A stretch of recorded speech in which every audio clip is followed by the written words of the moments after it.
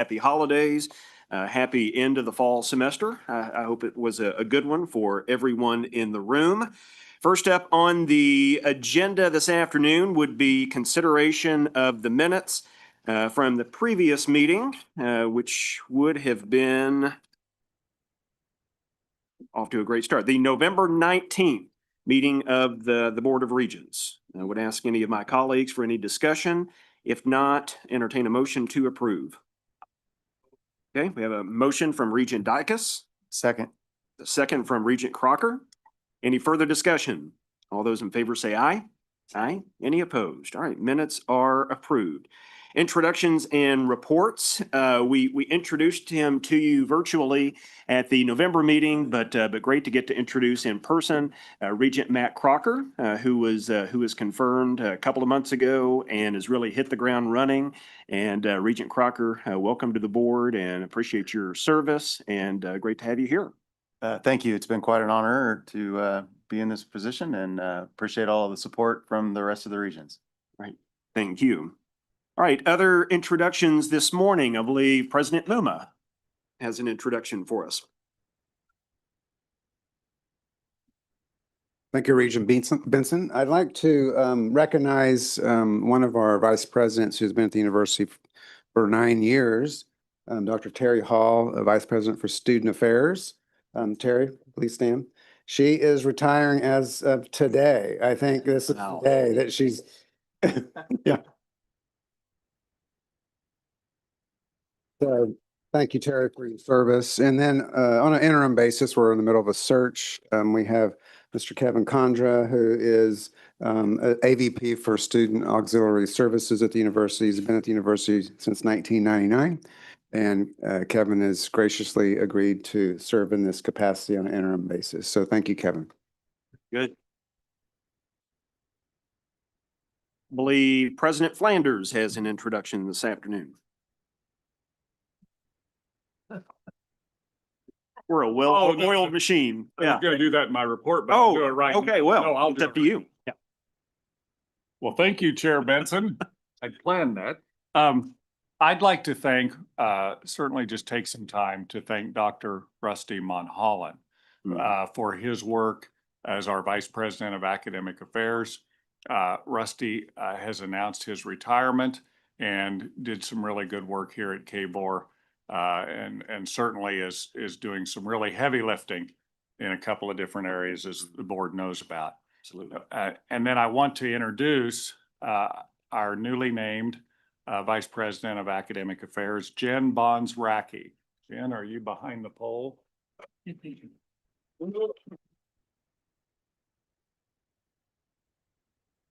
She brings a wealth of experience to the role. She's been a president of an institution and has also done a great deal of work at Fort Hays State University. She earned her PhD and MS in experimental psychology from Kansas State University, Bachelor of Arts from Christian Brothers University. And we're really excited for Jen to get started as well. So thank you for welcoming Jen Bonds-Racky to the team.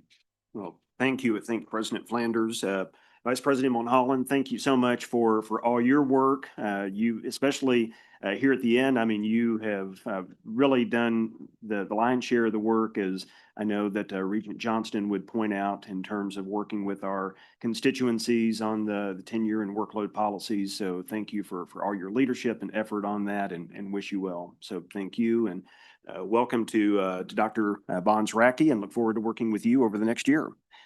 Any other introductions this afternoon? All right, hearing none, we'll move into the chair report.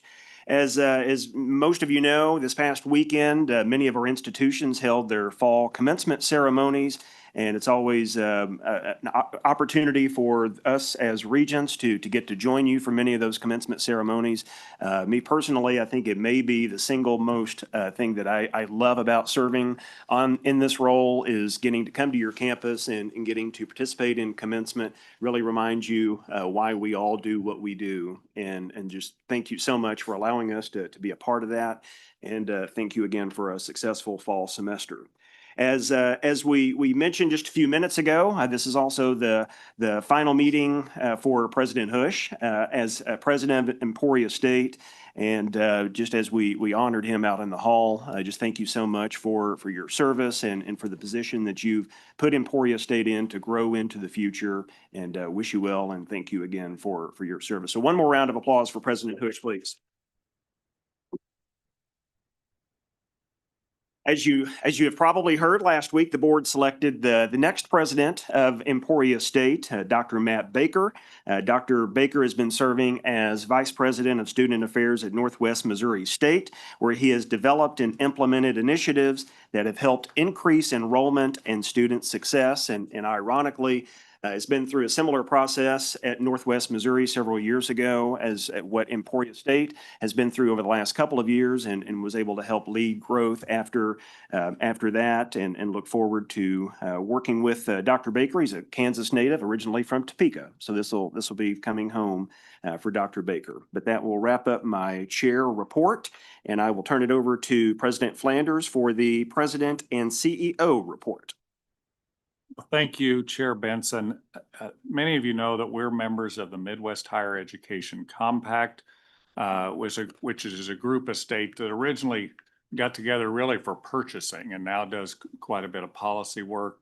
And so we've been over the years, and we no longer use this, but over the years they had the property insurance that we all used. We're probably the state that may have had some of the larger claims. But it was very beneficial to our system. And we also had a Midwest student exchange that at times had been very beneficial. But they recognize outstanding service awards in the field, and those are really kind of few and far between.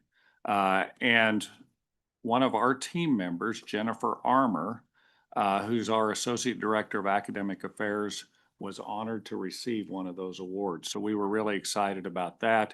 She's worked heavily with the Midwest State Authorization Reciprocity, or MSARA. And as you remember, before MSARA, each university and college had to get approval from every single state before you could operate a distance program in that state. And this has improved efficiency tremendously, that we have every state, except California, that's a member of this group, and Jennifer has done great work there. Jennifer also, I would say as an aside, maintains and staffs the complaint line. So if there's ever a complaint from anyone about any university or college in the system, that's the first place it goes. And so you can imagine that once in a while, I mean, it'll surprise you that we'll get one of those, and she's done just a great job doing that. I would say too, at the same meeting, this is unprecedented. We also had another person for the system honored, and that was Angela Neary from Pittsburgh State University, who's the VP of Technology and Chief Information Officer. So it was a banner day for Kansas. And then, as we refresh our strategic plan, I might just let you know that we've had a business forum. We had one in Hays, Kansas. We just recently conducted one in Pittsburgh, Kansas, talked to several business leaders to get feedback. I thank the chair for organizing all of that activity. And we're really hearing the importance of internships, career coaching, getting individuals started in internships early in their academic experience.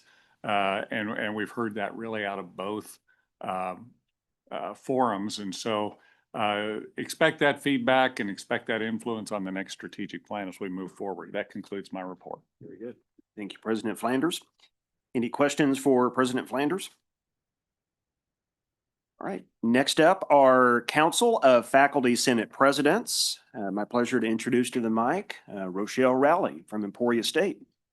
Welcome, Rochelle. Thank you, Chair Benson, and thank you, Regents. We have a limited piece of work on our plate, and that's just the International Baccalaureate Review that will be going on for the rest of the academic year. And I believe we are required to have an answer by June. So we're continuing to work on that, and that information should be going out to all of the department chairs or deans at every institution so that they can discuss that. And then we did provide a letter response about the 3 policies that you're considering on tenure and workload. And then we're looking closely at the freedom from, what is it? Freedom from Indoctrinization Act, and what that means for our courses and for our programs. Any questions for President Rowley? All right, thank you so much. Next up, our Student Advisory Committee report. President Aswad Zaran, also from Emporia State. Welcome. Thank you, Chair Benson. Thank you, Regents. First of all, I really want to say thank you for your time, for coming to each of our commencement. I know I personally met with Regent Johnston. I hope I pronounced your name in the introduction well. I really want to say thank you to all of our Student Advisory Council today. Today, our main goal was we met with 2 of KBOR contacts, Fred, as well as Dr. Elaine Frisbee, to really speak about how we can better prepare for our higher education day training, as well as to learn more about the state general fund tuition, as well as financial aid. After that, we talked about how we really want to consolidate to a 1-pager when we go to higher education day to speak with our legislatures, as well as creating a finalized system so that we can be prepared as we're going forward. We set up some dates, and the goal is to continue with that process. Finally, I just really want to give a big shout out to Dr. JBR for really helping us organize all of this. I, for one, am heartbroken that we won't get to see her after February, but we're super excited that she'll be around, so excited to work with that. And lastly, we're done with all of our semesters, so wish all of you have a wonderful Christmas. I know the decorations are already there, so that's wonderful. So thank you so much. Thank you, President Zaran. Any questions? Regent Johnston? I didn't have a question, sorry. I was just getting ready. Sorry. Sorry. Trying to be prepared. And yes, you pronounced my Yeah. name fine. Thank you. Yeah, great report. Thank you. Thank you, President Zaran. All right, moving into our standing committee reports. First up, Academic Affairs, Regent Johnston. That's what I was preparing for. So first, I would like to add my well wishes to Vice President Rusty Monholland. I've had the opportunity to work closely with him this past year, and I greatly appreciate his knowledge and expertise. He has a knowledge and expertise on a global level about all things policy and academic affairs. I really appreciate his collaborative approach to working, and his eye has always been for making sure that we improve the student outcomes and student experience. And so thank you for all you've done. I've learned a great deal from VP Monholland and appreciate his work. So we had, of course, 2 meetings. Our meeting on December the 2nd was held virtually. We reviewed 3 new program proposals, which are on today's board's consent agenda. We received the TAC Quality Assurance Report. Matt, TAC is the Transfer and Articulation Council. Acronyms for us are sometimes difficult. From Sarah Robb, Vice President for Student Learning at Neosho County Community College. She shared the most recent data on transfer students, transfer courses, and student outcomes. Course transfer continues to be a crucial element, of course, of our higher education system and the alignment in the state of Kansas. Provost Bickelmeyer presented updates on KU programs that were reviewed in 2024 and 2025. KU will give an 18-month check-in presentation to the board today on 7 of the undergraduate programs which were reviewed in 2024. Today, the BASC meeting, and just real quickly, we didn't vote in the BASC meeting today because we did not have a quorum. However, we recommended things move forward if there were no objections. So today, Director Jen Bonds-Racky presented the 5 new system-wide transfer courses, which are on today's board discussion agenda. She also went over the request to remove intermediate algebra from the system-wide transfer course listing.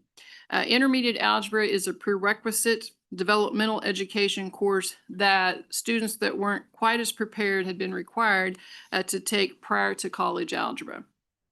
Starting next year, the course will not apply towards degree requirements.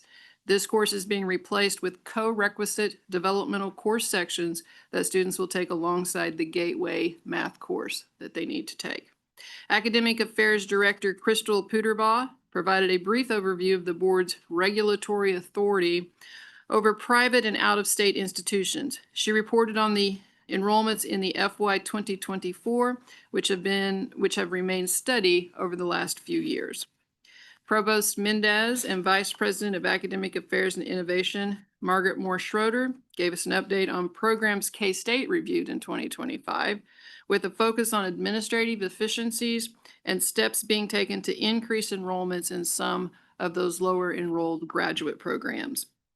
We received a report on qualified admissions from Director Sam Christie Dangermond. This is an annual report required by the state and then shared with the legislature. And it's on the number and percentage of freshman class admissions and transfer student admissions permitted as exceptions to the minimum admission standards. And I can tell you that I believe the report shows that the state of Kansas institutions are very accessible to our students. Finally, Vice President Monholland gave us an update on the reduced credit baccalaureate degree work group. This group has met twice and intends to meet twice next month. They are considering key elements of a policy framework.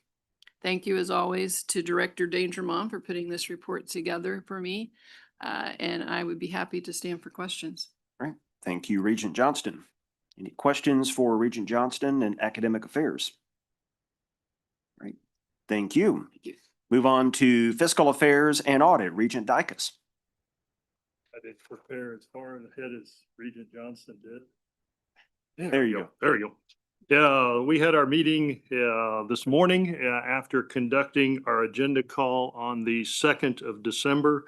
We reviewed items that were on that agenda call this morning. Leading the way in that discussion this morning was a robust discussion on the Cancer Center and the increased scale of that project and where they are in that scale going forward today. Looking forward to what they will do in that regard. The committee approved the expanded project plan, and you'll hear more about that today from David Vrankar, and Dr. Roy Jensen, who was here at our committee meeting this morning, gave us that information. We also heard information regarding the Gateway project at KU, and the committee recommended that to be moved on for approval by the board this afternoon. And then the final item that we took action on this morning, this month, we have the second reading for the housing and meal plan at the universities. And fortunately, today, we had a number of the students from the universities here today to present and talk about that after the CFOs gave us the first read last month when we were in Fort Hays. So it was nice to hear from the students and their agreement with the university and the opportunities there for the housing plan and meals going forward. The committee will then again recommend that to the full board this afternoon. And the last item, Director Bristow gave us a report on a number of facilities things that will all be in the discussion item as we go through this meeting. So with that, that would be the report from the Fiscal Affairs and Audit Committee this morning. All right. Thank you, Regent Dicus. Any questions for Regent Dicus? All right. Thank you. Moving on to governance. The Governance Committee did meet this morning and reviewed the board member conflict of interest disclosure submitted by Regent Crocker. The committee's recommendations to address any actual or perceived conflicts are on this afternoon's agenda. And the committee then received the K-State Annual Campus Safety and Security and IT Report. That will conclude the Governance Committee report. Moving on to the consent agenda. Any items on the consent agenda to remove and discuss? If not, would entertain a motion to approve the consent agenda as presented. So moved. Okay, have a motion by Regent Johnston, Second. second by Regent Crocker. All those in favor say aye. Aye. Any opposed? Consent agenda is approved. Moving on to the discussion agenda. First item is to receive the KU program review from 2024 and 18-month check-in from Provost Bickelmeyer. Welcome.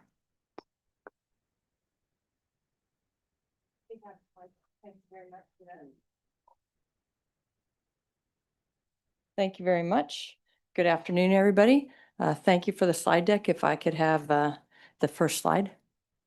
Go to the first slide. Thank you very much. So today, the purpose of this presentation is to give you an update on where we are in our program review. To give a little context of that, if you note on page 69 of your board book, there are 4 criteria that the board looks at in terms of the framework for academic program review.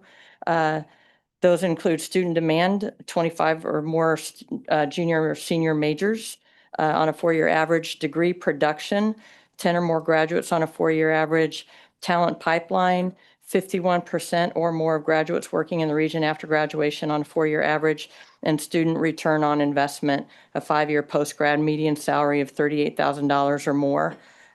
So just to put in context for you of the over 300 degree programs that we have at the University of Kansas, we have 7 that came to us in the low enrolled program report. Those are listed on page 70 of your document. You see those there. Again, to put in context some of the work behind that, over the course of the last 5 years, particularly at KU, we have been, as part of the change in the academic program review process at the board, but also going through a Higher Learning Commission reaffirmation of accreditation that happens every 10 years. In our ongoing work, we, over the last 5 years, have closed 42 degree programs, 19 of which were undergraduate, 23 were graduate, 43 certificates, 24 were undergraduate, and 19 were graduate, and 2 co-majors. So we're not talking about those in terms of that. That cleanup has led to these particular 7, and they're a unique story. These were first in conversation a little less than 18 months ago in front of Basque and the board. And so in that period of time, we've been doing some work to address what is our best approach to addressing these programs. They have some unique stories behind them to share. Again, that 18 months is really one admission cycle. And so I'll talk a little bit about what that means and what we've been doing in that admission cycle to revitalize the programs or to speak to some other metrics that may influence our programs here. And then as a result of a Basque meeting at the end of the summer, there's a request from Regent Johnston that we consider what we might be able to do administratively in terms of mergers and not only administratively, but if there's some program opportunities here. So with that said as context, I'll ask for the next slide. And so the first program I'm going to discuss here that you see on that list is the BA, BGS, BS in Geography. You'll note it meets 2 of the metrics, it met 2 of the metrics in 2024 when we first had this review, and it continues to meet 2 of those metrics in 2025. Some work that we've been doing behind that program as part of the academic rejuvenation of that is to do our part to look at student demand and degree production metrics. They are trending upward. And that means we're getting closer to those target numbers that you have in terms of the number of students who are enrolled in the program, 25 more or more in the number of graduates we have. What we've been doing to actually help revitalize that program is redesign the curriculum. And we are on track to introduce that new curriculum in fall of 2026. Some of the work that we're doing in that program to redesign the curriculum really has a lot to do with how we capture and engage in some interdisciplinary opportunities, but also how we bring that program in line with a couple of other programs that you see listed. So beyond the, I'm sorry, no, keep Go back. Okay, stay there. I'll let you know. But in that regard, administratively, one of our opportunities to revitalize that curriculum and make it stronger is actually look at administrative realignment. And so we are in the process going through our university governance processes to engage in a merger that will create, again, under the College of Liberal Arts and Sciences, a School of Earth, Energy, and Environment, which is really kind of a multi-program department that involves environmental studies, the Department of Geography and Atmospheric Science, and the Department of Geology. This gives us an opportunity to use our faculty who are in related programs in a much more efficient and effective way across those programs to deal with our general education courses in those programs more effectively as well, and to again gain administrative efficiencies. We're well in the process of that approval and or that review and process to approve that new school. And again, just to explain for folks who may not be familiar, at the University of Kansas, we have the College of Liberal Arts and Sciences, which has all of the liberal arts and sciences in it.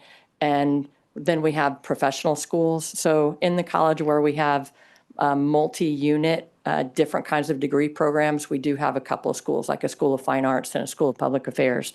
So this is like a super department, I guess I would say that allows you to get rid of some of the administrative burden and some of the administrative inefficiencies there. So we're moving forward to that, and I expect that we will bring that to you in the near future. Now, next slide, please. There are several other programs that are in related areas. And to speak a little bit to these programs, you see the BA and BGS in American Studies. I'll talk about what we're doing in each one of these programs separately, and then I'll talk about how we're looking at them comprehensively and thinking about redesign and reorganization. So for the BA and BGS in American Studies, we met 2 metrics in 2024. We meet 2 metrics in 2025. Some of the work we're doing in that program particularly are curricular changes to facilitate double majors and to increase campus and community outreach to let people know what that program does. It gets confused sometimes with other programs and such as history and such as African and African American studies. And you'll see that come up in our ideas for how we move forward with this program and the conversations we're having on campus. You also see a BA and BGS in religious studies. We were meeting 2 metrics previously. We're meeting 1 metric at this point in time. We've been doing some things to create new scholarships to aid recruitment, create career pathways and internship scholarships, not unlike a program I give credit to my colleague Jill Ehrensdorf at Fort Hays State and some of the work that they've been doing about thinking about the careers that are tied to religious studies programs. And we are doing some similar things like that in this program. And then new and experiential learning courses and a capstone that revitalize that curriculum and again, help students understand what the possibilities are for service and engagement and career opportunities there. The BA in Jewish Studies, you'll see, met only 1 metric in 2024, and now it meets 0 metrics. Again, I'll come back and talk about these as a package. But what we've been doing there are curricular changes to eliminate some of the barriers to completion, targeted marketing campaign to Jewish day schools, and career center events and mapping of career pathways for Jewish studies. I'll again come back and speak to that specifically. And then for the BA and BGS in African and African American Studies, you see we were meeting 1 metric previously. We're meeting 2 metrics in 2025. And now we're meeting the talent pipeline minimum. First year and transfer student seminars are being created so that students will know that they have opportunities to move into this program and again, double major if that is of interest to them. And then we're creating a learning community proposal so that we can bring students together in a community in this regard. And we generally find that learning communities actually help foster students' awareness of the benefits of this program, either minoring, majoring, or double majoring. Just to say a few things about this before I speak directly to what we're doing with merger opportunities and where we're going generally with these programs is, first of all, while the boards, and one reason I wanted to bring up the board's metrics, while the board's metrics include overall enrollment or student demand and degree production, each one of these particular programs generates a lot of general education curriculum and a lot of student credit hours in that regard. Some of them, such as Jewish studies, generate significant number of minors. And so, for example, and some of them are small enrolled programs. So for example, back to Jewish studies, that's an interdisciplinary program that only has 2.5 FTE faculty in it. It generates about 1,370 credit hours a year, which is the equivalent of 455 students going through a 3 credit hour course. And that generates tuition that is close to about $500,000, and the program cost about $430,000. So while that program's listed there, to just give an example, it is net revenue positive. It is very well funded by donors, and it is also generates quite a bit of reputation and presence for the University of Kansas nationally and internationally with some of our research and related service work. And about 7% of the students at the University of Kansas are Jewish students. So they find a community, as we were talking about also with the learning community in African and African American studies. But again, a couple of metrics that really don't capture KU under these kinds of programs are how much general education we generate, what research and what donor support is generated from those programs, and what kind of opportunity it gives us to have a unique, particularly national and international presence. That said, to the challenge from Basque and the Regents on Basque, and particularly Regent Johnston, we did look at what are some of the things that we can do to create efficiencies around these programs and look at administrative opportunities and interdisciplinary work.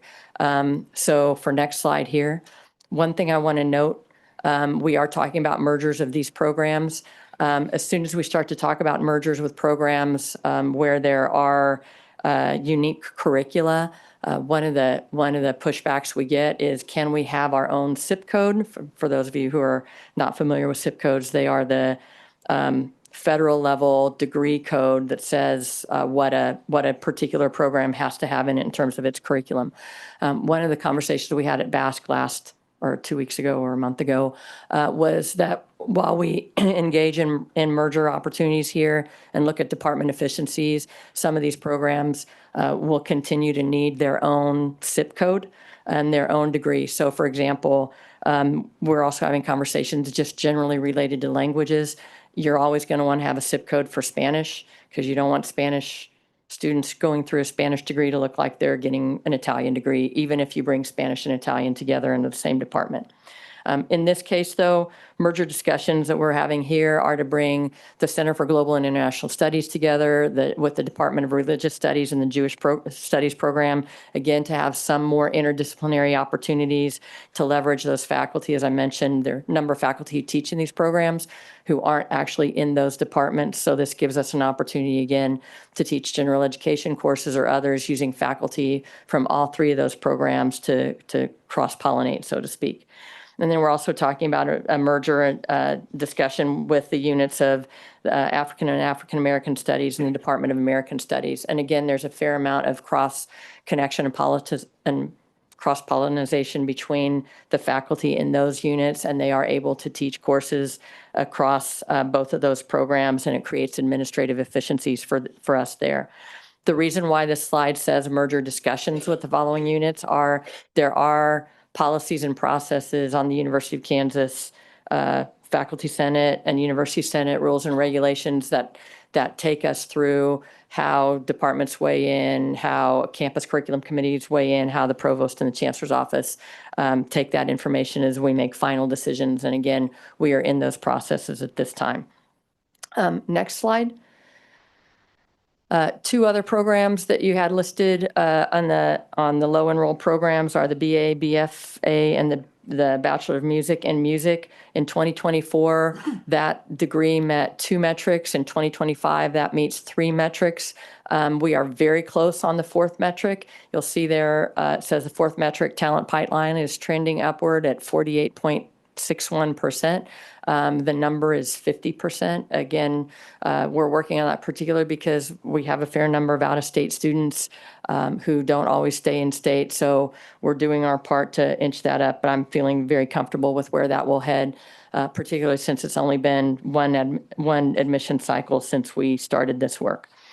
The other program I note on the undergraduate action plan list is the BA/BS in astronomy. You'll see in 2024 it met 0 metrics.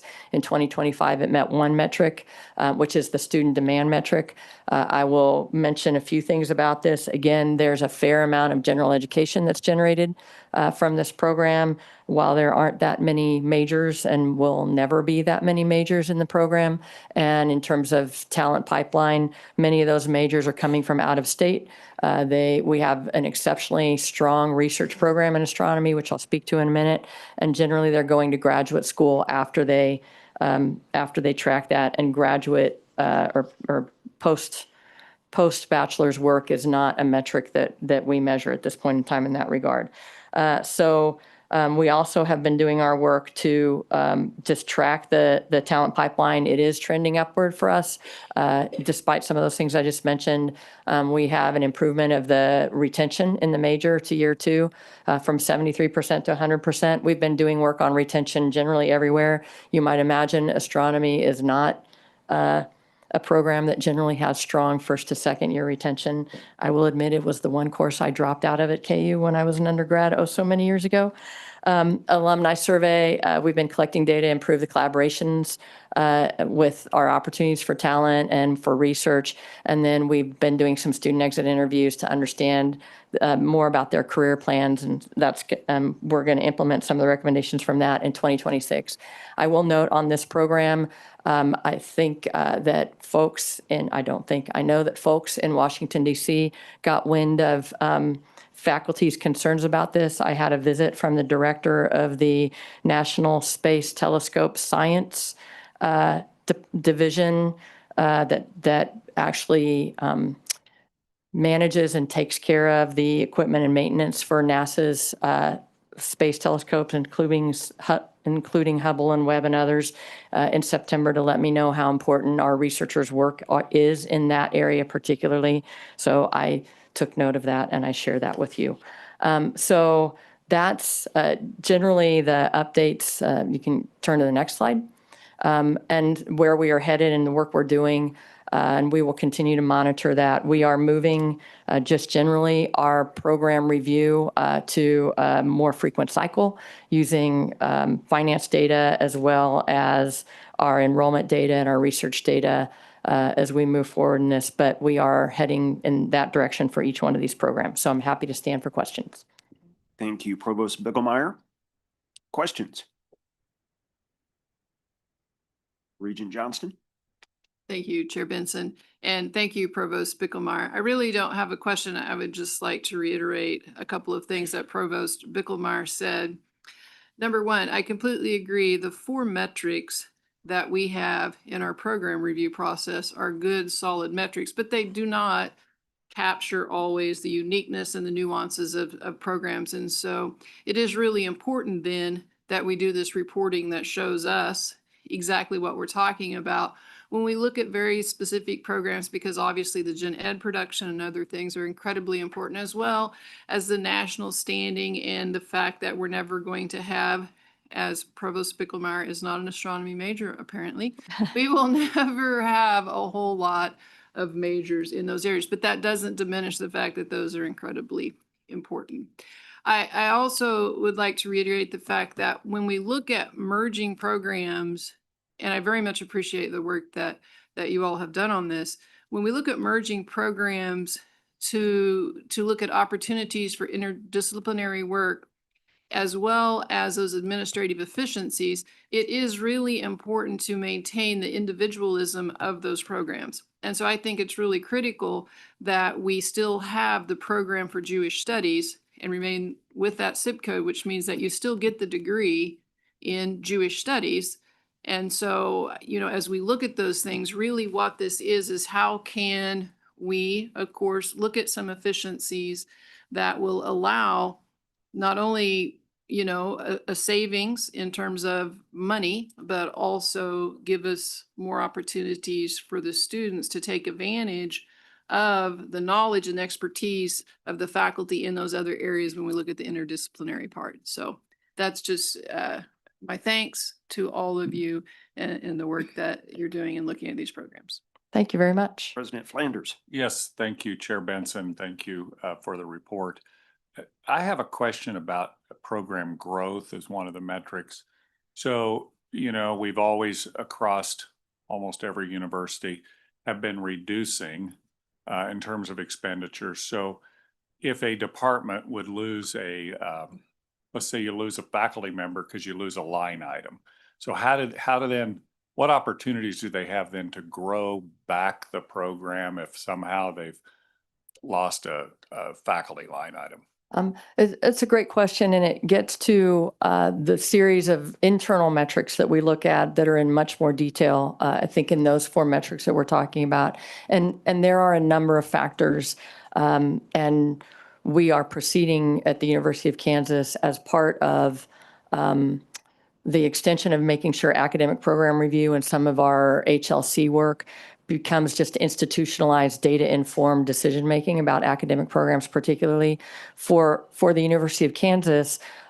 We are in the process of developing department plans for each department where we know, first of all, what is the research expectation around that department and what does research productivity look like in terms of advancing the discipline.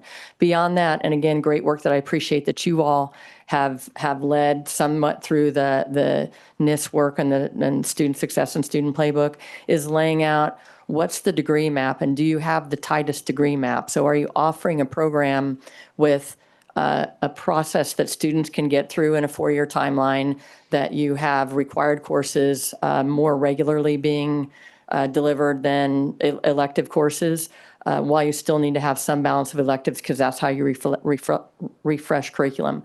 And then beyond that, it's placing the number of faculty and students together so that you have the most efficient use of sections. Because some of the ways that we are looking at that we can make more efficient program is you can have a tight degree map, but if you're not really good with your strategic enrollment management metrics, you can still offer sections that really aren't at the right capacity. Some sections can have, you know, hundreds of students with some labs underneath it. Some sections really can't have more than 30 students without a faculty member not being able to give attention to that. So placing those and then make sure that you're using your academic talent appropriately in that regard. That's where that, as we've had in conversations in other places, that understanding the 40-40-20 split, for example, for research faculty, what that means and how we use them in teaching to their best and highest purposes. So for us, we're trying to lay out department plans for each department that really captures we're delivering on the research and the education and our talent pool as best as we possibly can with the tightest curriculum that we can have. So that's how we think about that. That's where gen ed becomes really important. If that metric is in there and you see how many faculty you have and how many general education credits you're delivering, you might see different kinds of really impressive productivity at KU. Thank you. Questions for Provost Bicklemeyer? All right. Thank you. Thank you so much. All right, next up, act on a request to approve new system-wide transfer courses. Vice President Mulholland.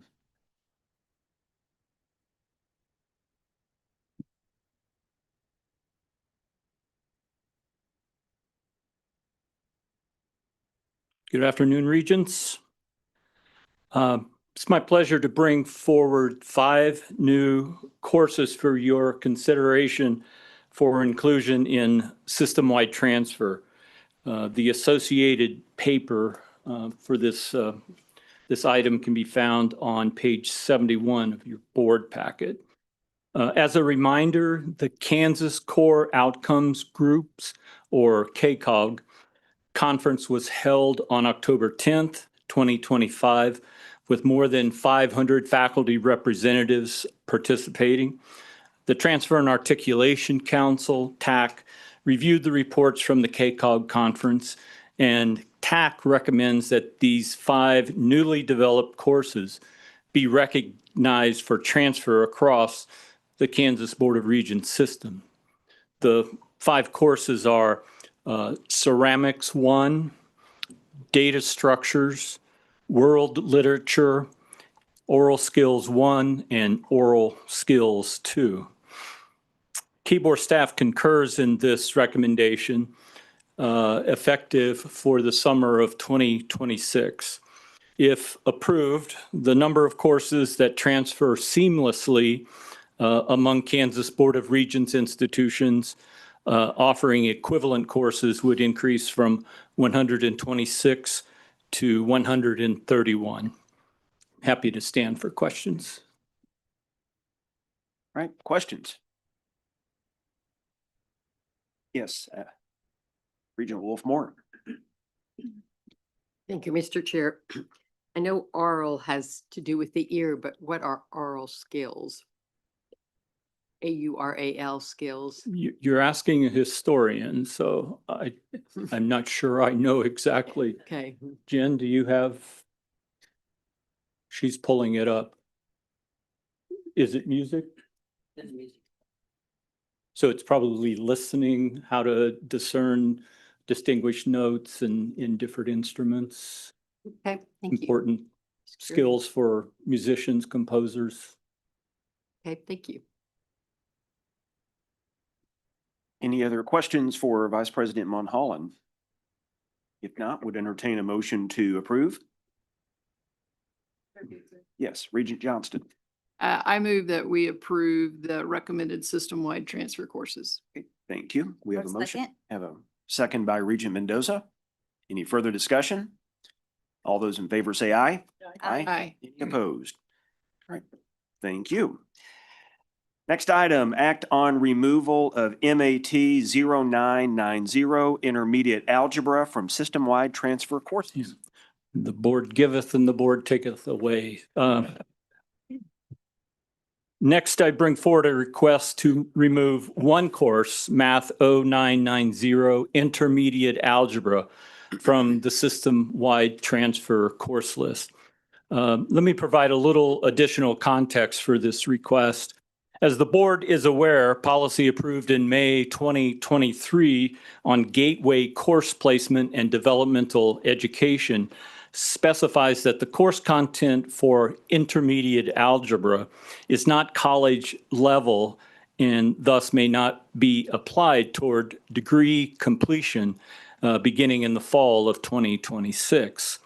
Also beginning fall 2026, students who do not demonstrate readiness for college level mathematics will enroll in a co-requisite developmental education course alongside the gateway course. With this context in mind, the mathematics discipline group met as part of the Kansas Core Outcomes Groups Conference on October 10th. The Transfer and Articulation Council reviewed the report from this disciplinary group and recommends support for this removal. KBOR staff also recommends removal of intermediate algebra consistent with the TAC recommendation effective summer 2026. If approved and assuming the new, and well, I don't have to assume that because you just approved them, the total number of courses that transfer seamlessly would be 130. Happy to take any questions. Yes, Regent Crocker. Thank you, Chair. I do have a question. So I understand the non-transferring for degree completion credit. Is there any situation where a student would take this course but then not be deemed ready for the gateway entry course after completion of that at a different institution? Not take the course or take the If course? they were completed this course, understanding it's an intermediate course, but not be recognized as being ready to enter into college level algebra after that course? I'm not sure how that particular scenario might play out. The point of going to co-requisite remediation is though it's intended for students who need that additional help, are not quite ready, but provides them that assistance while also enrolling them in the credit-bearing course, the gateway course, with the idea that they're getting just-in-time remediation as they're completing that. completing. So I think how it would, if the student would take this 0990 and still not quite have the skills, they'd be put in a co-rec model, and the likelihood of them completing would be much greater, I believe. Okay. Thank you. Any other questions? If not, would entertain a motion to approve. I would move to approve. Okay, we have a motion by Regent Mendoza. Second. Okay, second by Regent Prasker. All those in favor say aye. Aye. Any opposed? All right. Next up, consider proposed amendments to the board's policies on tenure, post-tenure review, and workload. And I believe Regent Johnston is going to tee up this discussion for us. Thank you, Chair Benson. First, I appreciate the work, of course, that has been done by Vice President Monholland and his staff, as well as the group that he is working with. This is a first read on a draft policy.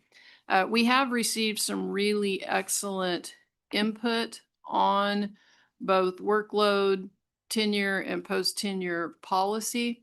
And we have received also, well, not also, but that input has come from Faculty Senate, provost, and also from legislators. And we believe we've got some really good, solid recommendations to look at. And so I would recommend that we take a look at those and see what we can do to continue to enhance and strengthen our policies on both on workload, tenure, and post-tenure. And hopefully we will have something in January after the group takes a look at that to see if we can incorporate those recommendations. And we're appreciative of that input because it really is beneficial and helpful as we look at trying to stand up this policy. And thank you, Regent Johnston. This is a first read. So with that, Vice President Monholland. Thank you. The materials for this agenda item begin on page 75 of your board book. Earlier this year, the board established the goal of conducting a comprehensive review of its tenure, post-tenure review, and instructional workload policies. As I reported to you last month, Academic Affairs staff led this effort in collaboration with the university provost and the faculty senate presidents. Several drafts of the policies were crafted based on research on similar policies in other states and systems, as well as on feedback received from the provost and faculty through the faculty senate presidents. Basque also vetted drafts of these policies. The board just last month had a robust discussion of those drafts. After the November board meeting, we have received additional feedback from the faculty senate presidents, from the Kansas State University Faculty Senate, and other university leaders. Based on this feedback, staff added some clarifying language in several places and corrected a few inaccuracies. There are other areas, however, in which staff believed decisions to revise need to be made by the board. I want to add that we received feedback yesterday from the KU and KSU distinguished professors and from state legislature, neither of which we've had a chance to review. So this, what I'm presenting to you, would not reflect any of that feedback.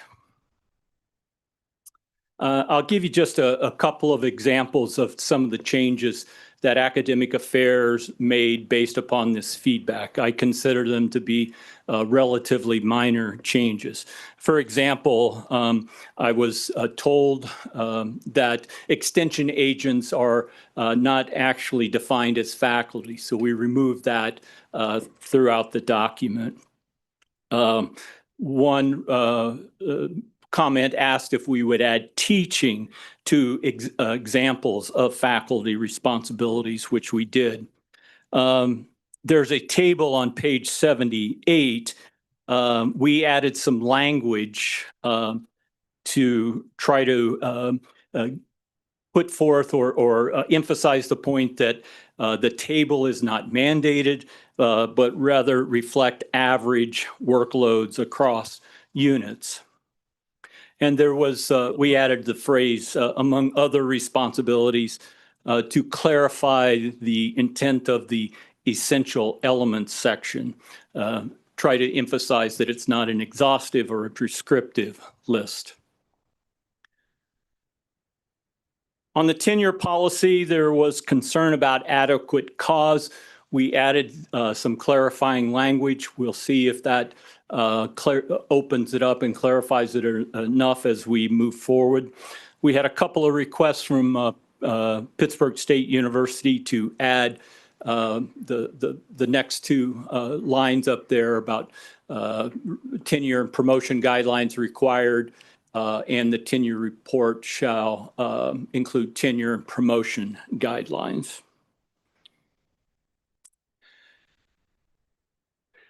We had a number, I guess I would characterize them as concerns that were brought forth, but which staff did not make any changes to the policy.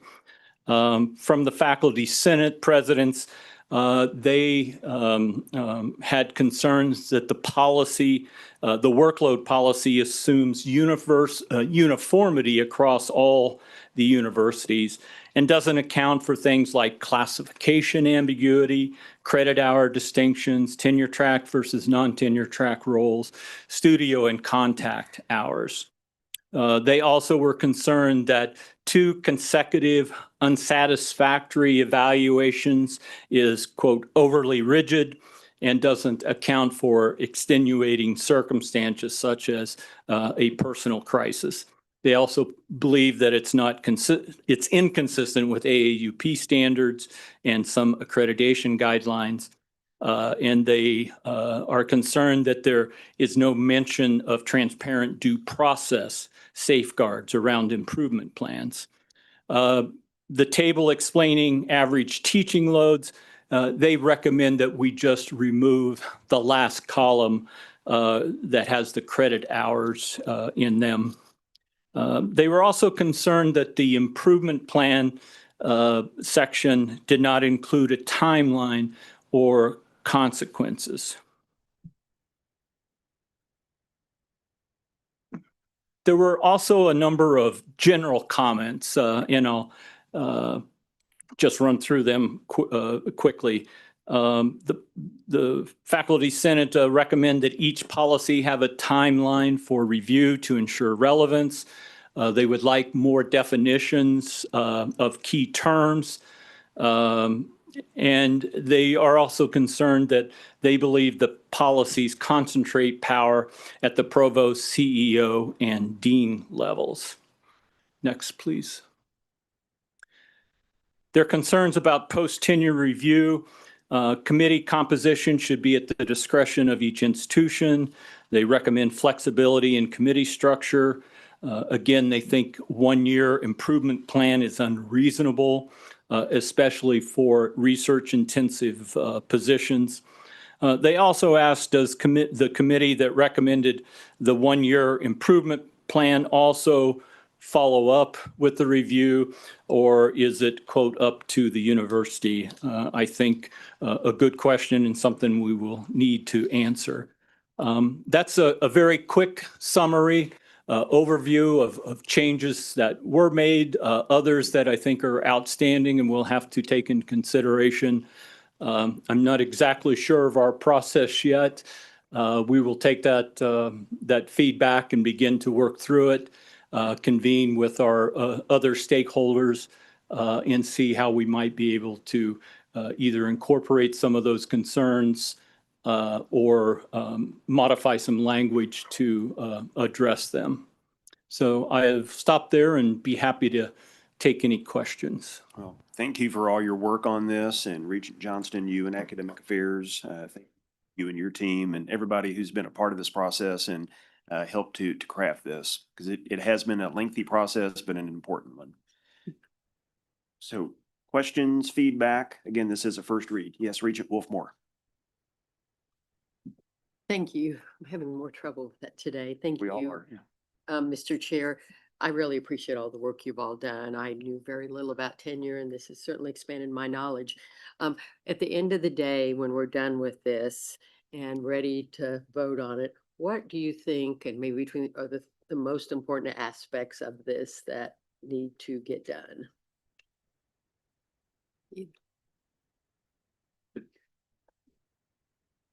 All right, I don't know if you or I want to go first, Rusty. I think probably the most important aspect is to make sure that we are strengthening this policy and that it is a policy that can be used by all of the institutions, regardless of whether they're research institutions or regional institutions, which, as you know, sometimes that's hard to create an umbrella that speaks to every single issue.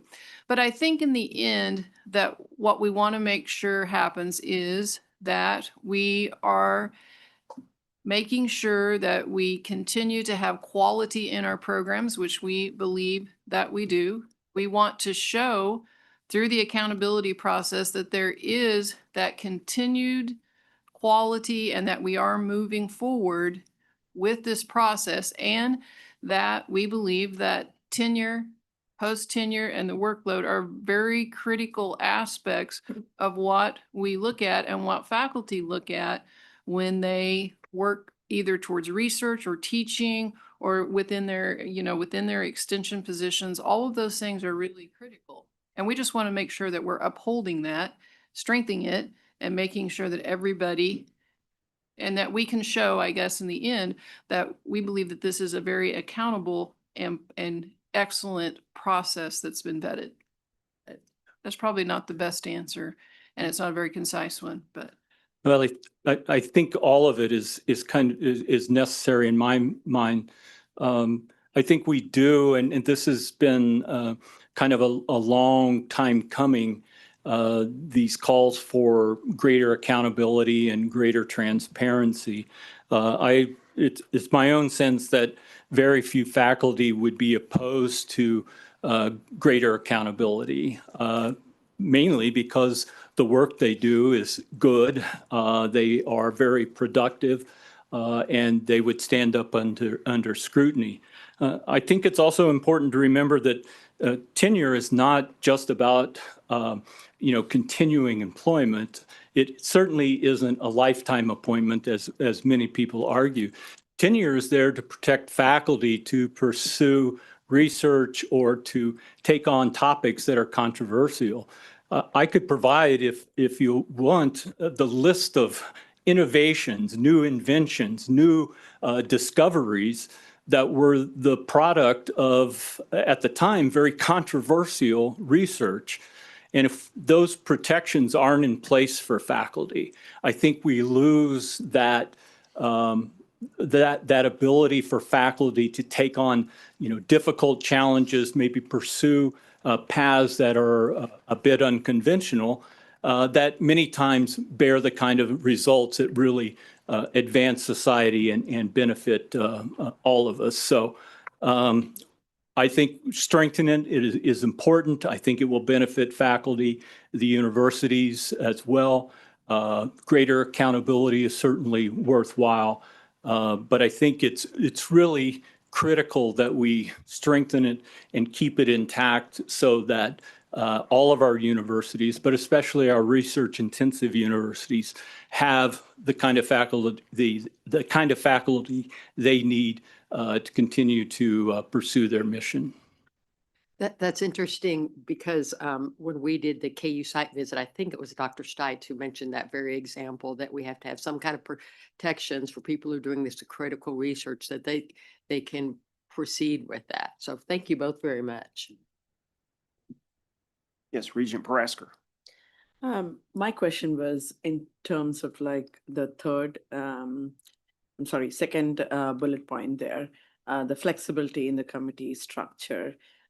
Is there during your interaction with the faculty senate, is there trust in the current system of how it's being evaluated? I don't want you to say yes or no, but I'm just trying to reflect back into that question because is there a way that we are capturing this information? Is this being discussed only in a small closed room where people do not feel like that is being addressed in a, these are the goals set, these are the achievements, and this is what I thought we were going towards. And then finally the end of the year comes and like, I don't know what you're, the miscommunication and nothing is captured. And then you're feeling like somebody else is deciding if I'm on the review committee or not. I think that the institutions have data available that would speak to the very high productivity of their faculty across different areas. Is there trust in the process, in the system? I think depends on where you sit and how you view it. Certainly, there are some that do not trust the system, and thus the calls for greater transparency are coming. I would say that within the university community, there is trust in the system, that the process works. I myself was a tenured professor. It's not like, if you're tall and taught a couple of classes, you get tenure. It's an incredibly involved process. And this was at a small liberal arts college, not a major research institution. So it's a rigorous process. But having said that, I think there are opportunities now to use this as a way to demonstrate greater accountability, to share with more people the productivity of the faculty across all of our campuses, and just actually how few faculty are not maybe performing where they should be. And we should take steps to address that, but it's not rampant. At least I do not believe that. Yes, Regent Crocker. Thank you for all the work that you've put into this. Your comments and earlier and just now make me, want to make a statement is I think we need to be careful as we go through this, that we recognize there are a couple of avenues here. One is, are we getting the return on the investment and the efficiency and workload? But I also heard you talk about protections. And I think we need to make sure that there are different avenues there as we look at this policy and then ask ourselves, protect them from whom? Because if an individual is not working in alignment with the mission of the university, I'm not sure that's really something we want to protect. Agreed. So I don't think we want to mix a lot of different concepts together inadvertently as we look through these policies. So. Chair Benson. Yes, I absolutely. could, Yeah. I agree, Regent Crocker, that's an excellent point. And as I listen and I sit here and I think about the question, how it is, it's like, I wish I would have said that. I do think that from what you said, Vice President Monholland, one of the most important things to show from this is that historically, we know that the tenure process has been a very rigorous and successful process, and that it has produced, along with it, some amazing research that has improved the lives and healths and, of everything, across our nation and not only across our nation, but across the world. And I hope that with greater transparency, the data will prove just that. that this is a rigorous process. It's not just a continuing contract. And to Regent Crocker's point, we're not just protecting faculty, nor have we ever been, but that with this enhanced and I think strengthened tenure policy, especially with the data that we will now get from looking at this, we will, I guess the proof will be in the pudding. And I believe that it will show that this is a rigorous process, that it is a critically important process, not only just to research institutions, but also to regional institutions. So I think that's important. And I guess that goes in the line with, I wish I would have said that earlier, but I didn't think about it till later. Better late than never. All right. Anything else? All right. Well, thank you again, Vice President Monholland. Thank you for all your work on this. All right, moving into items that have been considered by Fiscal Affairs and Audit. First off, fiscal year 2027 housing and food service rate adjustment proposal submitted by the state universities. Vice President Frisbee.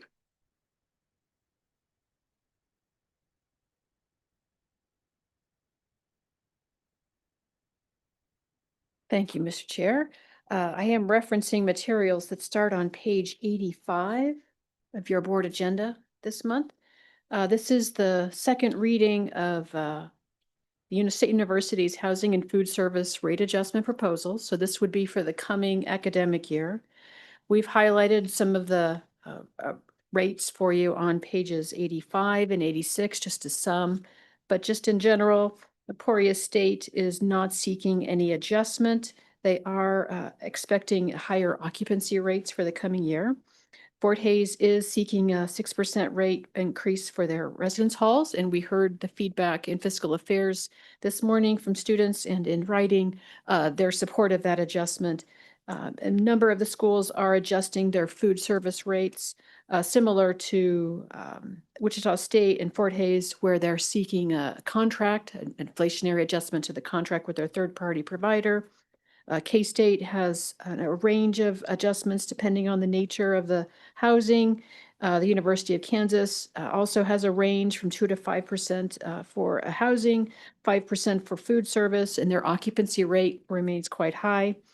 And also Pittsburgh State is seeking some adjustments, and they also provided some very direct student feedback for the committee this morning. This is a request for action for you. So this would be, according to your cycle for the year, would be time for the board to act on these proposals. Thank you, Vice President Frisbee. Any questions? Any feedback? Anything to add, Regent Dykes? Are you ready to make a motion? Okay. Excuse me, on behalf of the Fiscal Affairs and Audit Committee and their recommendation from our meeting this morning, I would that we approve the housing and dining proposal as presented. Okay. Thank you, Regent Dykes. We have a motion on the floor. I can second. Okay, I have a second by Regent Parasker. Any further discussion? All those in favor say aye. Aye. Aye. Any opposed? All right. Thank you, Vice President Frisbee. Receive report on university's facilities, condition and space utilization and projected maintenance assessment expenditures for the system. Director Chad Bristow. Thank you, Chair Benson. I have some slides here to accompany this presentation. Thank you, Steve. This year marks the third annual University Facilities Report since the board's Facilities Renewal Initiative received additional state funding starting in FY23. And with the university's increased funding and focus and intensity on addressing deferred maintenance and renewal and annual data collection, it's been determined that the best practice is an annual report. And as required by statute, however, the board submits this report to the legislature every 2 years. That was submitted this past year. In even years is the interval. What this annual reporting enables us to do, though, is start to see some positive trends. Next slide, please. The report will be posted to the board's website. It's a 90-page report, and there will be a link to a PDF file via the K-Board website. The slides today here will highlight the contents of that report.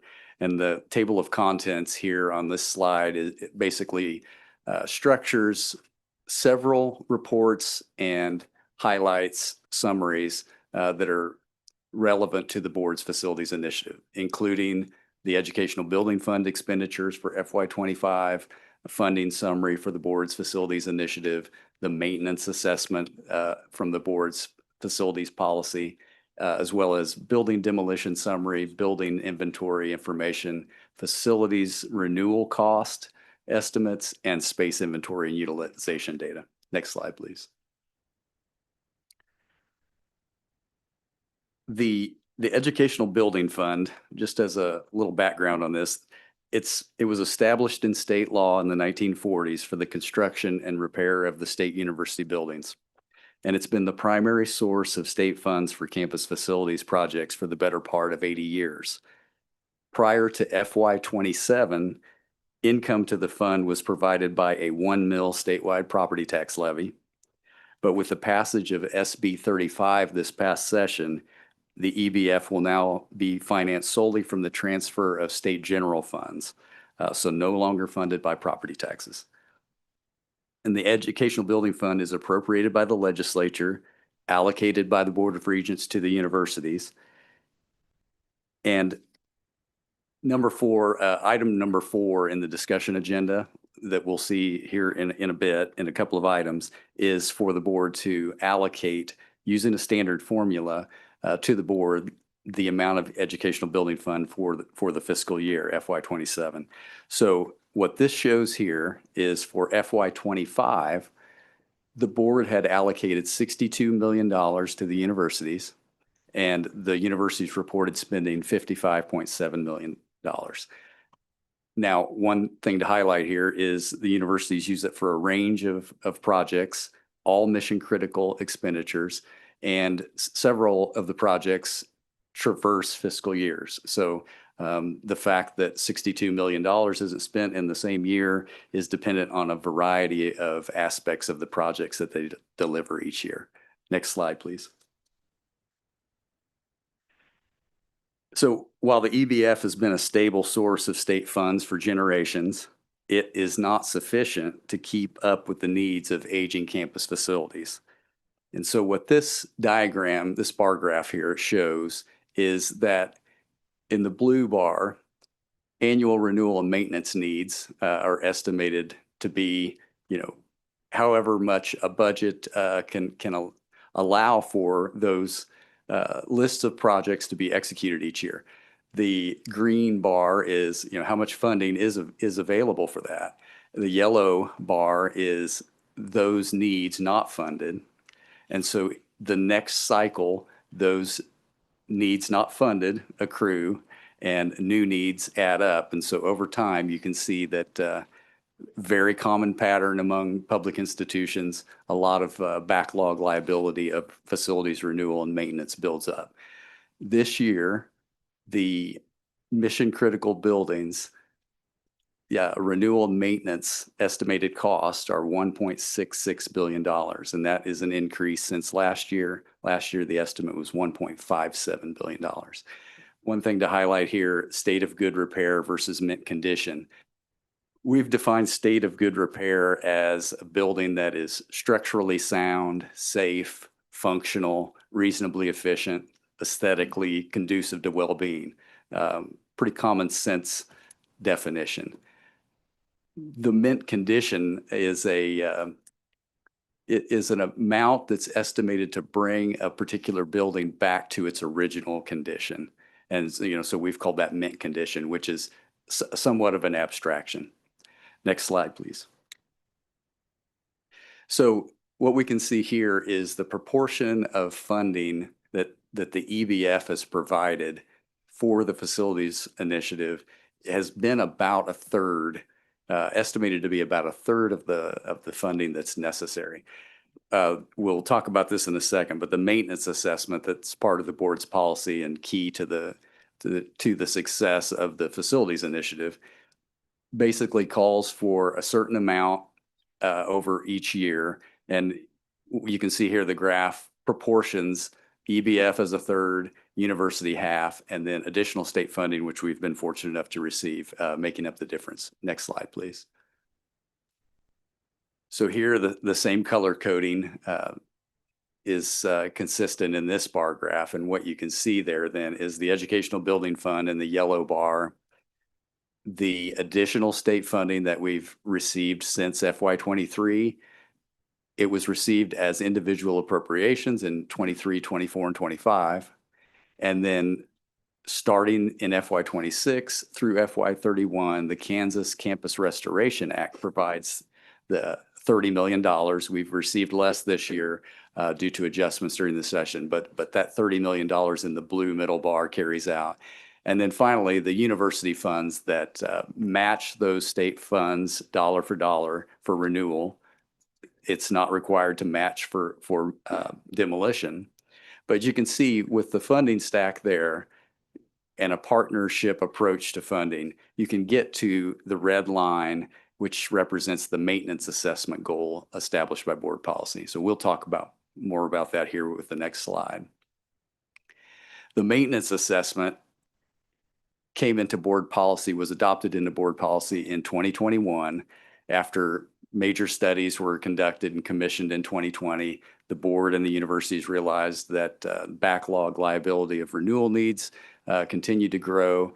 And after rigorous discussion and consideration between the board and the universities, it was determined that a maintenance assessment, which basically estimates the replacement value of all of the mission critical buildings, establishes a replacement cost with a third-party cost data system. In our case, RS means construction cost data. And so from that replacement value, 2% is calculated and then reinvested each year. So the simple idea here is that a 50-year building would depreciate at 2% per year. Next slide, please. There you go. Thank you. This table highlights a graduated increase from a small 0.25% of replacement value up to the target goal of 2%. You see that in the maintenance assessment column in the middle there. And you see the replacement value, the estimated replacement values over on the left-hand side, calculates the maintenance assessment, which is the amount that it should be reinvested at a minimum each year back into the mission critical buildings. And you can see for the first 3 years, the reported expenditures that the universities have reported spending. This is to the benefit of the additional state funding, as well as university funds, private gifts, and several one-time opportunities that the universities have seen in recent years with grants and other incentives. So significant amount has been invested so far, but you can also see as that graduated scale steps up to 2%, those numbers get pretty significant. And so if you follow it out to the end of this table, close to $180 million, and you think back to the slide before that shows how each funding source contributes to meeting these goals, it is challenging. But what this ultimately results in over time, significant amount of time, it's taken decades and generations to get to this point, is that you can stem the tide of that mounting, accumulating backlog that is essentially recognized as renewal need and maintenance need. Next slide, please. Another key aspect of the board's policy for the facilities renewal initiative is taking obsolete buildings offline. And since 23, the additional state funding has featured funds specifically for demolition. And so in the first 3 years, almost 30 buildings have been demolished or are in the planning stages to be demolished. That's helped eliminate $123 million of estimated backlog liability and removed almost 750,000 square feet of obsolete facility space. Next slide, please. We've talked about mission critical so far here. This report and this presentation focuses on mission critical, which we've defined as academic buildings and research buildings that predominantly serve the mission of the universities and the infrastructure that supports those. The universities in their inventory utilize 1,120 buildings as of FY25. That's across the state, across all the system, and it includes buildings that are mission critical, as well as auxiliary functioning, as well as developer-led projects. There's been a lot of different ways to deliver projects in recent years, but the core mission critical portfolio of buildings totals 451 buildings as reported by the universities this year, 20,500,000 square feet. Next slide, please. We talked about before what the estimated renewal cost to get to a state of good repair is estimated at this year. What we also are able to do is calculate the facilities condition index. That is an industry standard metric that basically divides the estimated cost for renewal by the replacement cost and gives us a factor which we have translated into a grading scale. And last year we had an average grade of C. It was an FCI, a facilities condition index of 0.35. This year we're 0.39. And what that means is there's more renewal and maintenance need mounting that has not been taken care of or addressed. So we're still at a C average. The goal, we've translated a state of good repair to a B+, and that equates to an FCI of 0.2 or an 80% renewal. Next slide, please. Just an illustration here of those renewal costs by university. To bring those to a state of good repair. This is also included in the report. Everything that we're looking at here is illustrated, but represented in the report. Next slide, please. This breaks out the renewal and maintenance needs by building systems. And as you all are aware or can imagine, a majority of the needs are building systems that we're all very familiar with. HVAC, electrical upgrades, interior needs, exterior windows, roofs, tuck pointing of masonry, plumbing, fire protection, equipment, and other miscellaneous aspects of buildings that age and have lifespans where they become obsolete, they become ineffectual, and they need to be replaced. The universities have faculty or have facilities teams that are practically artists in keeping these systems running over time. Just as one anecdote, we were just selecting an architectural team yesterday for one of the university's projects, and a big part of that project was to replace a 65-year-old HVAC system in a building. So you can imagine what it takes to keep a system running for a building that long. Next slide, please. We've talked about the inventory over the course of this presentation, and this just highlights that 90% of the buildings that the universities are using are state-owned. The other categories, endowment, foundation-owned, lease space, and developer space, also make up a portion of facilities that have been delivered for the campus use over recent years, but a significant portion is state-owned. Again, 451 mission-critical facilities, and their average age is 54 years. Next slide, please. Here is the mission critical building inventory by building, so by number of buildings, and you can see that Kansas State University has the most individual buildings in the mission critical status. Next slide, please. However, by square footage, even though the University of Kansas has less buildings, you can see a significant amount of square footage, so a larger footprint per building on average. Next slide, please. And as I mentioned earlier, 54 years is the average age of the mission critical buildings. Here you can see broken down by 20-year, roughly 20-year intervals, and you can see that over 60% of the mission critical inventory is over 50 years. And I don't know if you can see here, if you look at the color coding, but 12% is over 100 years. Next slide, please. So in recent years, in the last 2 or 3 years, we have worked with the universities and KBOR's data research and planning team and KBOR's IT team has developed a web-based approach to collecting space inventory data on an annual basis. I just want to thank those teams, DRP, IT, and all the universities' space management teams. It's been a tremendous effort to get all the space data up to a certain consistent standard, update their rooms. This is basically means measuring rooms, how many square feet are all the rooms in that building? Oh, did we remodel? Have we changed the square footage of rooms? This is a room by room inventory as opposed to the building inventory, which is building by building. So a lot of effort, a lot of detail work goes into this, and each of the universities has basically leveled up and now submitting annual space inventory through this web-based collection. It's a tremendous effort. And, while you're doing it, I'm sure sometimes, as with many reports, we say, well, what are we going to use this for? But when we start to see how trends work, it becomes a valuable source of insight for capital planning and project development. Here, what you can see is of the assignable space, just under half is represented by classrooms, labs, offices, and study space, call that academic space.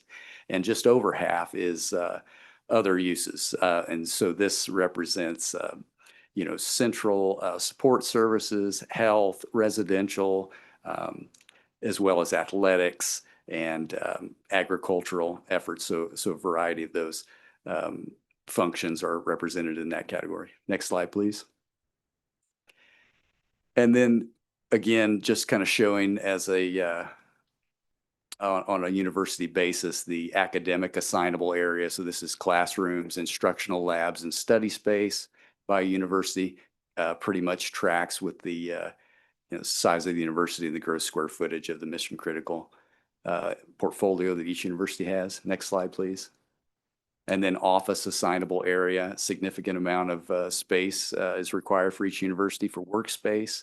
And this quantifies how much square footage area each university has in that category. Next slide, please. And then a number of classroom and lab stations. So you can see here the level of detail that you can get to with the space inventory that each university creates. And by university, the actual number of chairs, desks, workstations, capacity that each university has. Next slide, please. And then the number of classrooms, general purpose classrooms, dedicated classrooms, and instructional labs. This is the total number that each university has.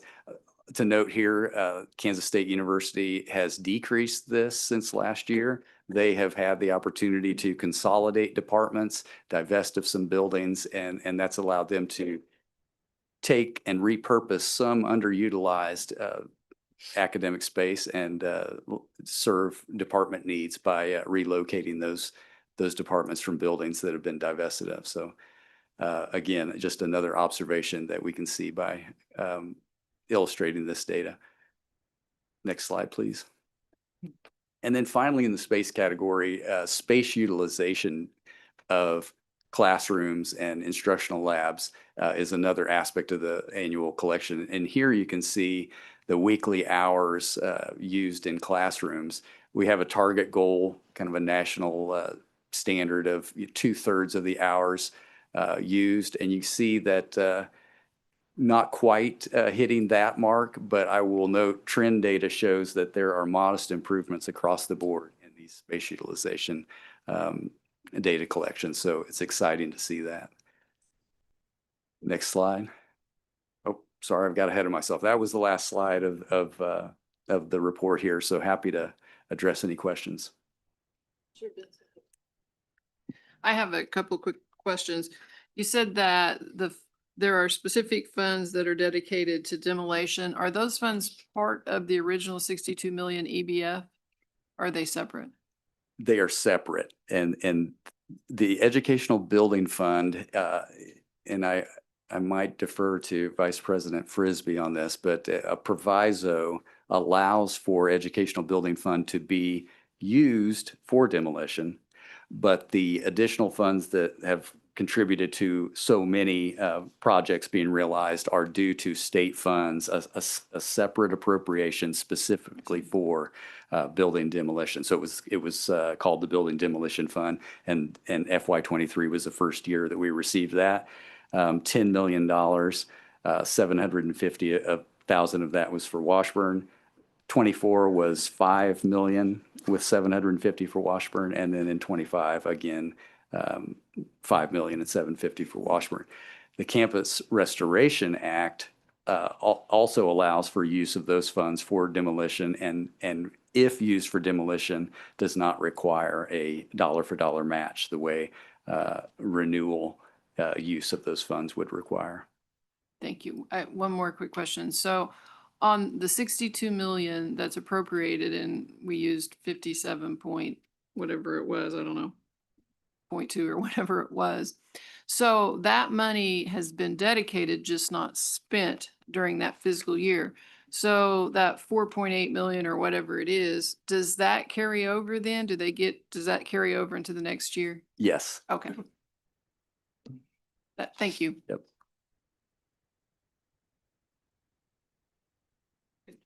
Okay. So unless there are any other questions, that we can look forward to, consuming that report. And if there are any follow-up questions, happy to address them. Thank you. Yes. Yes, President Hush. Just, and the chancellor had to step out for a call, but we've been talking, when we, just an awareness on a go-forward basis, what this means fiscally for all of us. When this was put into place a few years ago, we are ramping up, right, the reserves and everything and the expense that we're going to be paying. But at the same time, what's changed over the last, give or take recently on a state basis is you've got now spending reduction pressure coming down. And so I think it's just an awareness that it's going to be difficult. Everyone knows what the performance is on those of all of our universities already reserving this, but it's going to be tougher and tougher. That's an opinion that we share. Yeah, absolutely. All right. Thank you, Director Bristow. Comment. Yes.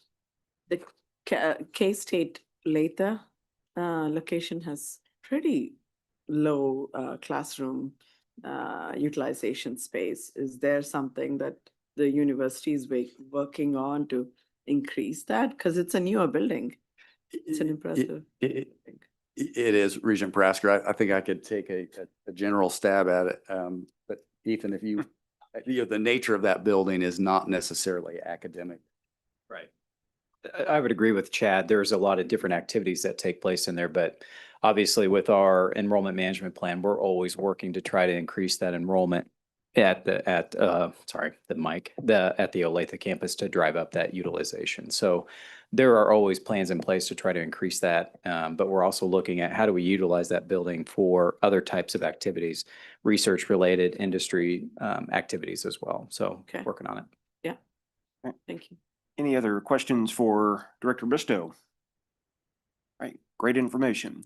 Well, I tell you what, Director Bristow, I know we've been going for about an hour, 40 minutes. We're going to call a quick break here.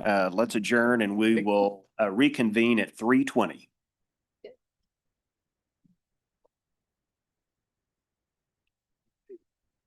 I ran for it.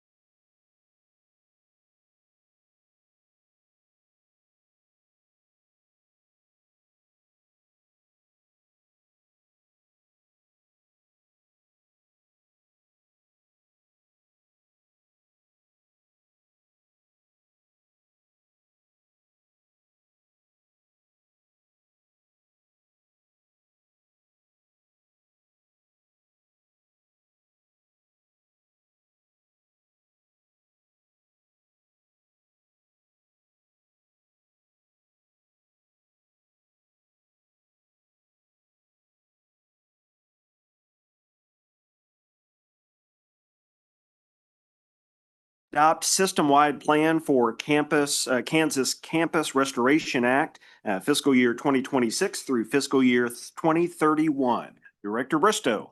Okay, thank you, Chair Benson. As we discussed in the presentation before for the annual facilities report, the Campus Restoration Act has provided additional funding over 6 fiscal years.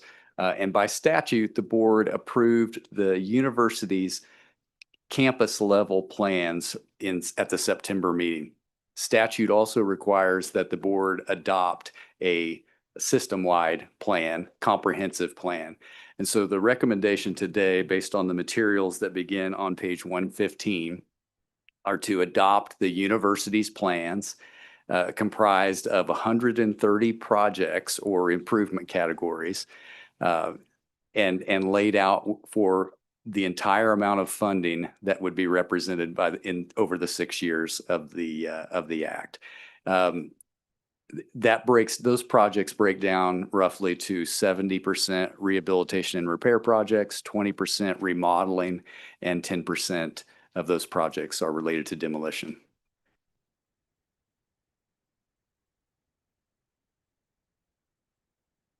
So the recommendation, with that said, the recommendation would be to adopt the plan as presented in the board book as the board's plan. All right. Thank you, Director Bristow. Any questions, any feedback? If not, would entertain a motion to approve. Chair Benson, I move that we approve total funding for the Kansas Campus Restoration Act at $16 million. Okay. Thank you. Thank you, Regent Crocker. Second by Regent Wolfmore. Any further discussion? Yes. Chair Benson, Yeah. just one. Actually, if Steve, if you could advance the slides, I apologize that I left it on that slide. These amounts represent the allocated amounts that the board approved in September. So each university would receive the amount in millions underneath the abbreviation of each university. And the plan then, the adoption is not only the amounts which were approved prior, but the amounts as they break out into the project categories that are identified in the tabular information in the board book. And one other caveat is that it's expected that these plans will be revised as priorities change. And so each year in October, the universities will submit their updated plans as we go. We expect there to be some reprioritization. So is the motion that we have on the floor? Yeah. Okay. Is it for every year, that amount, or the total? Yes, that is the total for that period. Okay. Yeah. All fiscal years totaled at the bottom. Do I need to amend my motion? Is that what I'm hearing from you? Well, Regent Crocker, I just wanted to make sure that it wasn't approval of the 16 million because I failed to highlight that 16 million is for the coordinated institutions. This Kansas Campus Restoration Act also includes money for the coordinated institutions. Thank you for the correction. I so amend my. All right. Sounds good. Second Okay. Do we have a second to the amendment? All right. Any other discussion? All those in favor say aye. Aye. Any opposed? All right, it is approved. On to act on allocation of fiscal year 2027 educational building fund appropriation. Chair Benson, thank you. And again, as we highlighted the background on the Educational Building Fund previously, the recommendation is to approve the amounts utilizing the standard formula that the board uses to allocate these funds in the total of 56 million. Okay. Any questions? Okay. Have a motion. So moved. Okay, we have a motion from Regent Crocker, second by Regent Wolfmore. Any further discussion? All those in favor say aye. Aye. Any opposed? All right, act on request to amend the fiscal year 2026 capital improvement plan and approve revised program statement and project budget for the Cancer Center at KU Medical Center. Okay, and just to highlight some of the details that were presented by David Vranikar and Dr. Jensen this morning to the Fiscal Affairs and Audit Committee, this amendment to the capital plan increases the total funding available for the Cancer Center from $250 million total project to roughly $330 million. And it increases the size of the project from 212,000 gross square feet to 282,000 gross square feet. All right. Any questions for Director Bristow? Yes, President Yeah. Flanders. What was our cost per square foot on the Cancer Center?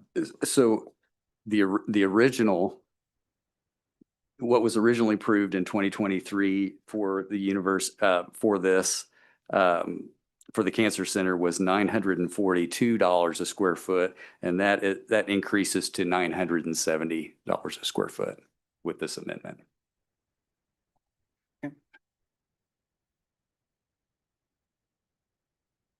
Which is not bad over a 2-year process, with what we've lived through. Yeah, it's a fact. All right. Any questions for Director Bristow? Okay. Wolfmore? Thank you, Mr. Chair. Not a question, just a comment. I mean, you explained to us at Fiscal Affairs how you're going to cover this additional cost, which makes sense. And I'm glad to see you doing this. I mean, the additional wet lab space, the improvements to the building. I think this is a once in a lifetime project, very unique. So I'm actually thrilled to see this. Okay. Thank you. Any other questions? If not, would entertain a motion to approve. Okay. So moved. Regent Dicus, Second. second by Regent Wolfmore. Any further discussion? All those in favor say aye. Aye. Any opposed? Okay. Request is approved. Thank you, Director Bristow. Moving into other matters, discuss board member conflict of interest, disclosure statement, and act on actual or apparent conflict. John Urey.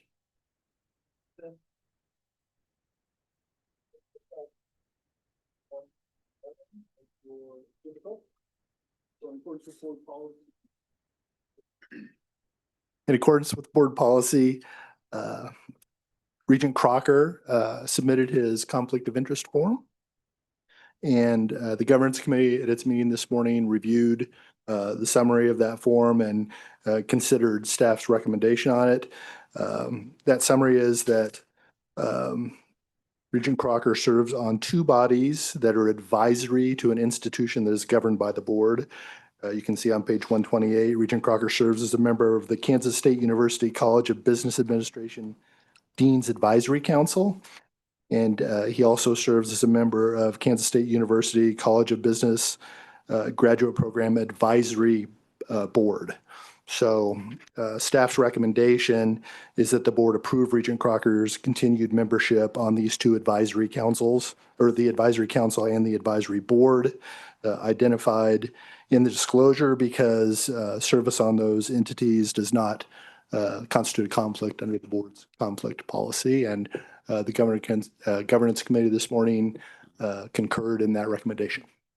Well, thank you for your review and opinion. Yes, have a motion by Regent Parasker. Second. Second by Regent Dicus. All those in favor say aye. Aye. Any opposed? All right. Kelly Oliver, non-budgetary legislative proposals.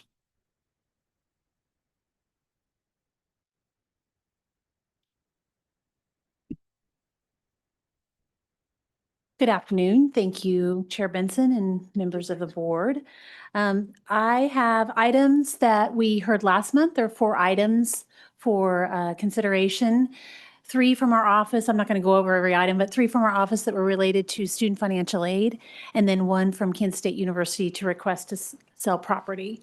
This begins on page 129 of your materials. In addition to that, though, over the last month, we did receive an additional item from the University of Kansas. They would like to request the board's approval to seek legislative authority to issue bonds for phase 1 of the School of Architecture building in a capital project. They're seeking to issue bonds up to $60 million for that first phase of that project. Any questions for Chief of Staff Oliver? If hearing none, would entertain a motion to approve. So Turn your mic on. You turn your mic on. On the FAFSA, it says free application for student aid. Isn't it free application for federal student aid? I'm sorry. Regent Prasker, where are you looking? On which Um, one is that on? On the page 129. Okay. Yes, it is. That is a mistype. Yes, it is free application for federal student aid. Yeah, okay, got it. Thank you. That's it? Chair Benson. Yes, Regent Johnston. I would move for approval on the recommendation, on the proposals, sorry, legislative proposals. Okay, we have a motion. I can second. We have a second by Regent Dicus. Okay, I believe we have a question by Regent Wolfmore. No, I was just clarifying, we were voting on the first proposal, Correct. right? Yeah, Okay. Yeah, we'll take them one at a time. Okay, Oh, yeah, yeah, is, I mean, however you would like to is fine with me. Yeah, jump again, sorry. let's do them one at a time. Okay. Yeah. Okay, so we have a motion and a second. Any further discussion? Okay, all those in favor say aye. Aye. We're getting tired. You can Okay. jump in the- Any opposed? All right, motion carries. All right, Okay. Kelly. And then on the second proposal is related to the providing some additional flexibility to forgive repayments and to bar individuals from applying for new service scholarships if they are already in a repayment status for an existing scholarship that they already had received in a previous scholarship award. Questions? That would entertain a motion to approve. Are we saying that they can't apply for the second one if they're repaying the first one? Yes, because they are not compliant with the first scholarship that they received. Gotcha. So that's why they're in a repayment Okay, I status. just- So once, if they repay that scholarship and then they fulfill the obligations of that first scholarship, then they would be eligible to receive an additional scholarship. Any other questions? If not, would entertain a motion. So moved. Motion by Regent Crocker, Second. second by Regent Johnston. All those in favor say aye. Aye. Aye. Any opposed? Okay, motion carries. Okay.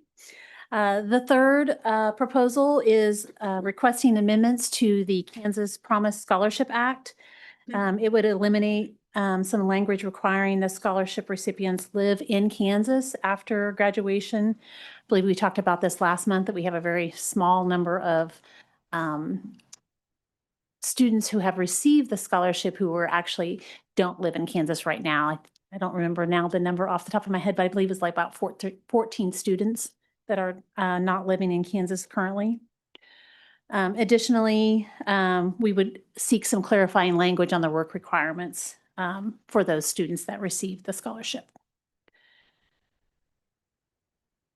Any questions for Chief of Staff Oliver? Chair Benson. Yes, Regent Johnston. One quick question, we're eliminating the sunset date. What was the sunset date? Or is that separate? I believe 28, yes. In 2028 is the sunset for the scholarship. And this would help us to continue to award students so that they would have the ability to receive the scholarship for multiple years. Thank you. Any other questions? Excuse me. Okay, would entertain a motion to approve. So moved. Okay, moved by Regent Johnston, Second. second by Regent Parasker. Any further discussion? All those in favor say aye. Aye.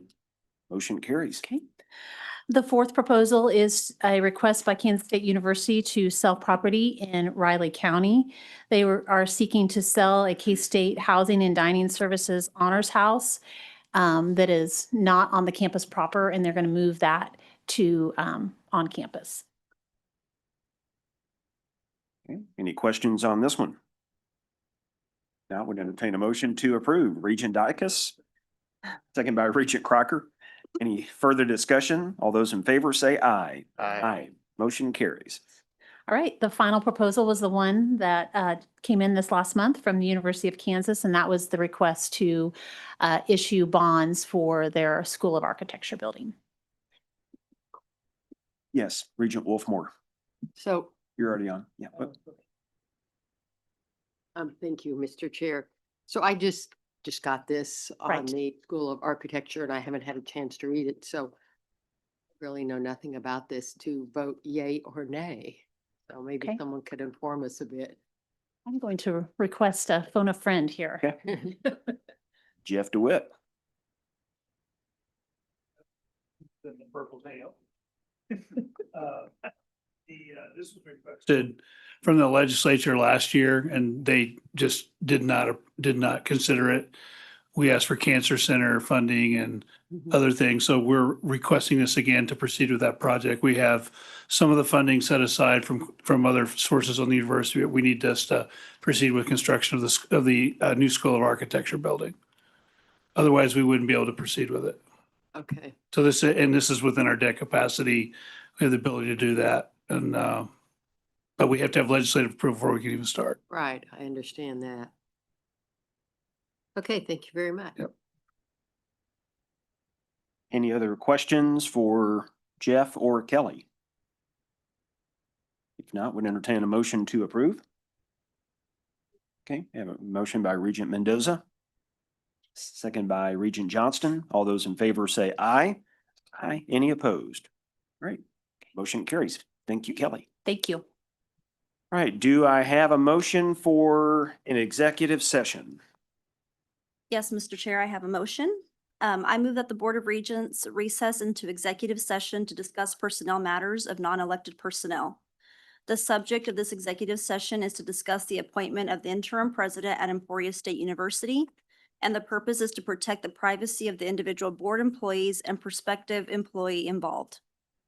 The session should last approximately 15 minutes and shall include the following persons who are either members of the body or who will aid in this discussion: members of the Kansas Board of Regents, President and CEO Blake Flanders, General Counsel John Urey for a portion, and the open meeting of the board shall resume at 3:52. Okay, we have a motion. Do we have a second? Second. Have a second by Regent Johnston. All those in favor say aye. Aye. Any opposed? All right, we'll move into executive session.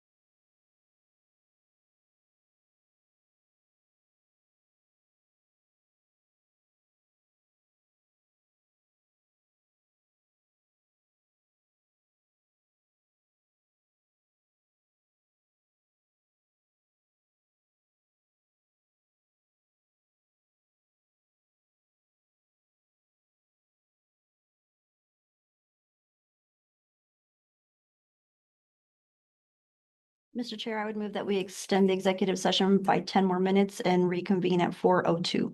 Second. Okay, all those in favor say aye. Aye.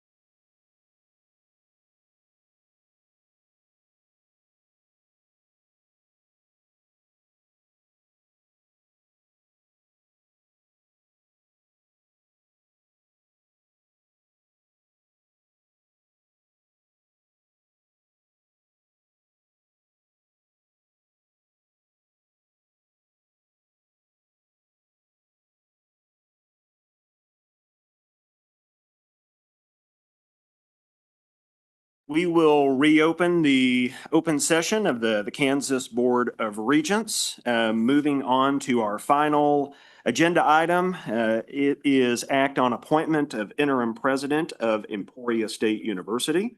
Do I have a motion?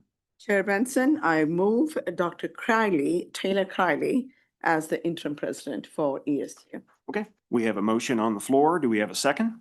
Second? Okay, second by Regent Mendoza. Any discussion? All those in favor say aye. Aye. Any opposed? All right.